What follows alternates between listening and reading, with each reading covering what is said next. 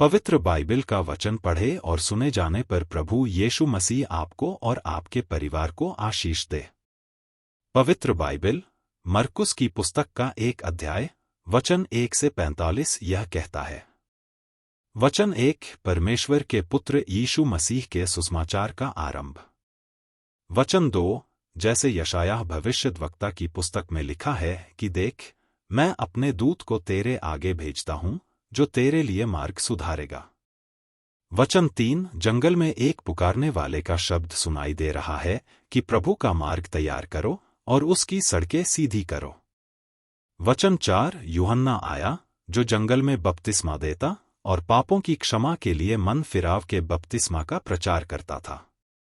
वचन 5 और सारे यहूदिया देश के और यरूशलेम के सब रहने वाले निकलकर उसके पास गए और अपने पापों को मानकर यरदन नदी में उससे बपतिस्मा लिया। वचन 6 यूहन्ना ऊंट के रोम का वस्त्र पहने और अपनी कमर में चमड़े का पटुका बांधे रहता था और टिड्डियां और वन मधु खाया करता था। वचन 7 और यह प्रचार करता था कि मेरे बाद वह आने वाला है जो मुझसे शक्तिमान है, मैं इस योग्य नहीं कि झुककर उसके जूतों का बंध खोलूं।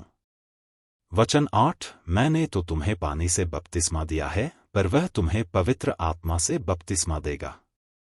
वचन 9 उन दिनों में यीशु ने गलील के नासरत से आकर यरदन में यूहन्ना से बपतिस्मा लिया।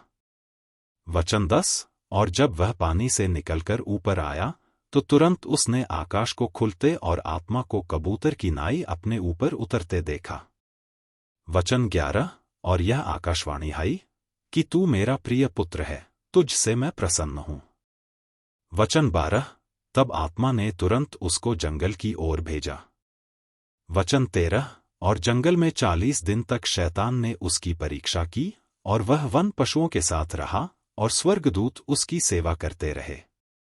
वचन 14 यूहन्ना के पकड़वाए जाने के बाद यीशु ने गलील में आकर परमेश्वर के राज्य का सुसमाचार प्रचार किया। वचन 15 और कहा, समय पूरा हुआ है और परमेश्वर का राज्य निकट आ गया है, मन फिराओ और सुसमाचार पर विश्वास करो।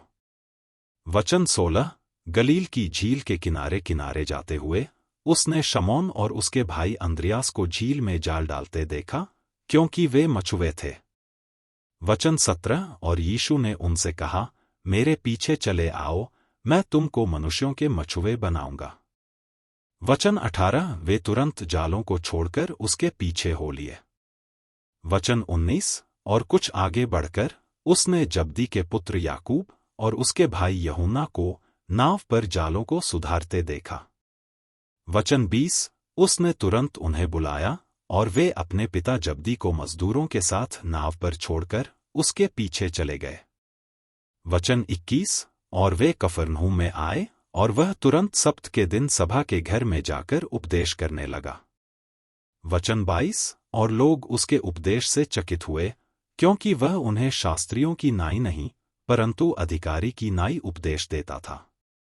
वचन 23 और उसी समय उनकी सभा के घर में एक मनुष्य था जिसमें एक अशुद्ध आत्मा थी। वचन 24 उसने चिल्लाकर कहा, हे यीशु नासरी, हमें तुझसे क्या काम, क्या तू हमें नाश करने आया है? मैं तुझे जानता हूं, तू कौन है, परमेश्वर का पवित्र जन। वचन 25 यीशु ने उसे डांटकर कहा, चुप रह और उसमें से निकल जा। वचन 26 तब अशुद्ध आत्मा उसको मरोड़कर और बड़े शब्द से चिल्लाकर उसमें से निकल गई। वचन 27 इस पर सब लोग आश्चर्य करते हुए आपस में वाद विवाद करने लगे कि यह क्या बात है, यह तो कोई नया उपदेश है। वह अधिकार के साथ अशुद्ध आत्माओं को भी आज्ञा देता है और वे उसकी आज्ञा मानती हैं। वचन 28 सो उसका नाम तुरंत गलील के आसपास के सारे देश में हर जगह फैल गया। वचन 29 और वह तुरंत आराधनालय में से निकलकर याकूब और यूहन्ना के साथ शमौन और अंद्रियास के घर आया। वचन 30 और शमौन की सास ज्वर से पीड़ित थी और उन्होंने तुरंत उसके विषय में उससे कहा। वचन 31 तब उसने पास जाकर उसका हाथ पकड़ के उसे उठाया और उसका ज्वर उस पर से उतर गया और वह उनकी सेवाठल करने लगी। वचन 32। संध्या के समय जब सूर्य डूब गया तो लोग सब बीमारों को और उन्हें जिन में दुष्टात्माएं थीं उसके पास लाए। वचन 33। और सारा नगर द्वार पर इकट्ठा हुआ। वचन 34। और उसने बहुतों को जो नाना प्रकार की बीमारियों से दुखी थे चंगा किया और बहुत से दुष्टात्माओं को निकाला और दुष्टात्माओं को बोलने न दिया क्योंकि वे उसे पहचानती थीं।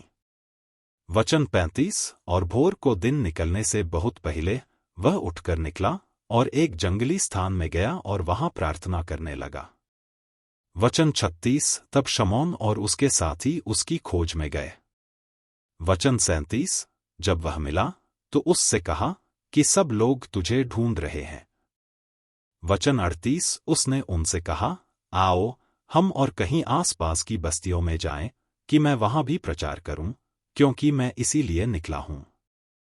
वचन 39। सो वह सारे गलील में उनकी सभाओं में जा जाकर प्रचार करता और दुष्टात्माओं को निकालता रहा।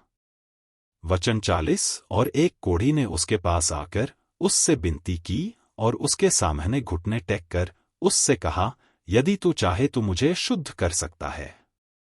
वचन 41। उसने उस पर तरस खाकर हाथ बढ़ाया और उसे छूकर कहा, मैं चाहता हूं तू शुद्ध हो जा।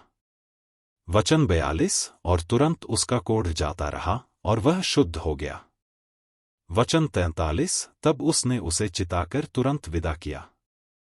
वचन 44। और उससे कहा, देख, किसी से कुछ मत कहना, परंतु जाकर अपने आप को याजक को दिखा और अपने शुद्ध होने के विषय में जो कुछ मूसा ने ठहराया है उसे भेंट चढ़ा कि उन पर गवाही हो। वचन 45। परंतु वह बाहर जाकर इस बात को बहुत प्रचार करने और यहाँ तक फैलाने लगा कि यीशु फिर खुल्लम-खुल्ला नगर में न जा सका, परंतु बाहर जंगली स्थानों में रहा और चहुं ओर से लागे उसके पास आते रहे। यदि आप विश्वास करते हैं तो यह वचन सभी विश्वासियों को भेजें और इस चैनल को प्रभु यीशु मसीह के नाम से सब्सक्राइब करें और आशीष प्राप्त करें। धन्यवाद।